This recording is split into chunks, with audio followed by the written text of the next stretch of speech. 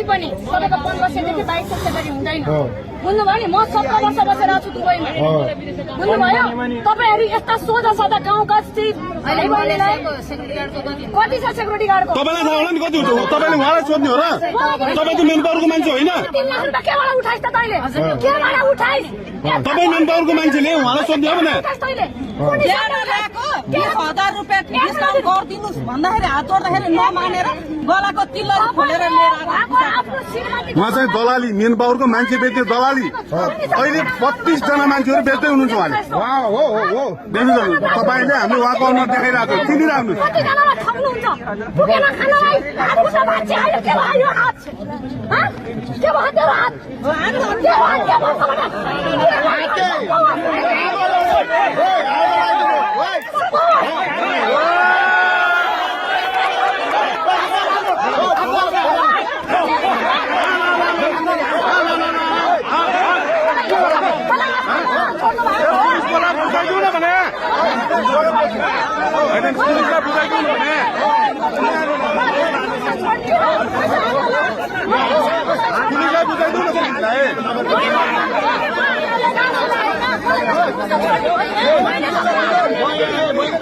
दर्शक मित्र यतिखेर हामी एयरपोर्टमा आएका छौँ यतिखेर 32 जना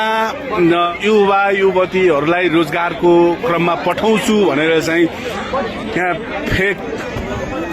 डकुमेन्ट बनाएर चाहिँ पठाउँदै गर्दा चाहिँ यहाँनिर यो विवाद उत्पन्न भएको छ यहाँनिर वैदेशिक रोजगारको लागि जान्छौँ भन्ने व्यक्तिहरू पनि जाँदैनौँ भन्ने सम्मको कुरा पनि आइसकेको छ यतिखेर हाम्रो पैसा फिर्ता पाऊँ र हामी अब वैदेशिक रोजगारमा जाँदैनौँ भन्ने कुराहरू पनि आएको छ भने यहाँनिर पीडितहरूले पनि एकदमै अवरोध गरेको अवस्था छ यतिखेर प्रहरीकै जिम्मा दिने कि अर्थात् पैसा फिर्ता दिएर उहाँलाई चाहिँ छोड्ने भन्ने कुराहरू भएको छ भने यतिखेर मेन पावरकै एजेन्टलाई पक्रेको अवस्था छ यहाँनिर अब कसरी अब अगाडि बढ्ने कुरा भन्ने छलफल पनि हुँदैछ भने केही पीडितहरू आक्रोश पनि हुनुहुन्छ केही पीडितहरू मिलेर पनि जाउँ भन्ने कुराहरू पनि यहाँ भएको छ भने यतिखेर हामी यहाँ देख्न सक्छौँ यतिखेर यहाँ सबैजना सबै पीडितहरू हामी एयरपोर्टको प्राङ्गणमै अन्तर्राष्ट्रिय टर्मिनल उसमा आएका छौँ भने यतिखेर निकै विवाद उत्पन्न भएको छ अहिले मध्यरातको 11 बजिसकेको छ भने यहाँनिर अझै समस्याको समाधान हुन सकेको छैन यो समस्याको समाधान कसरी गर्ने भन्नेतर्फ यहाँ वैदेशिक रोजगार उद्धार विभागका व्यक्तिहरू पनि आइसक्नु भएको छ भने उहाँहरूसँग पनि हामी केही कुराहरू गर्नेछौँ भने एकचोटि यहाँनिर हाम्रो वैदेशिक रोजगार यतिखेर हाम्रो यहाँ वैदेशिक रोजगार विभागका व्यक्तिहरू प्लस हाम्रो प्रकाश भुजेललाई पनि हामी यहाँ देख्न सक्छौँ पीडितहरूलाई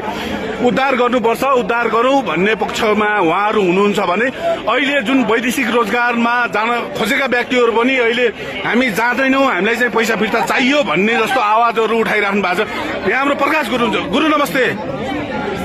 गुरु यहाँको माहौल लाई कसरी हेर्नुभयो के भन्न चाहनुहुन्छ यो एउटा दिनदाडै हजुर मान्छेले बेचेको हुन् क्या हजुर युवालाई बेचेको हुन् हजुर बिचारा ऋण गरेर 100 काँडा पैसाको 1000को चाहिँ 400 200 300 तिरेर बिचारा होइन विदेश गइन्छ तर दलालीहरूले चाहिँ के गरिदिँदो रहेछ भने 2500 देखाउने अनि 1500 कागज गराउने त्यो कति नै क्रम हो होइन यसरी चाहिँ मान्छेलाई दलालीहरूले चाह्यो भने 1000 छोड्दियो भने पनि एयरपोर्टमा 13 टिकट बन्द गर्छु भोलिलाई गरिदिन्छु भनेर खर्चाउँछन् कि आज यस्ता दिन गयो मैले भनेको थिएँ अस्ति नै भने दलालीले अब मान्छेलाई बेच्ने दिन गयो अब कोले बेचेको त सबै चेप्टिने दिन आयो अब आउँछ नेपालमा होइन नेपालमा जुन हामीले सुन्ने गर्छौँ क्या गुरु एयरपोर्टमा चाहिँ सबै सेटिङमा मात्रै चल्छ भन्ने कुरा हामीले सुनेका थियौँ र आज पनि 32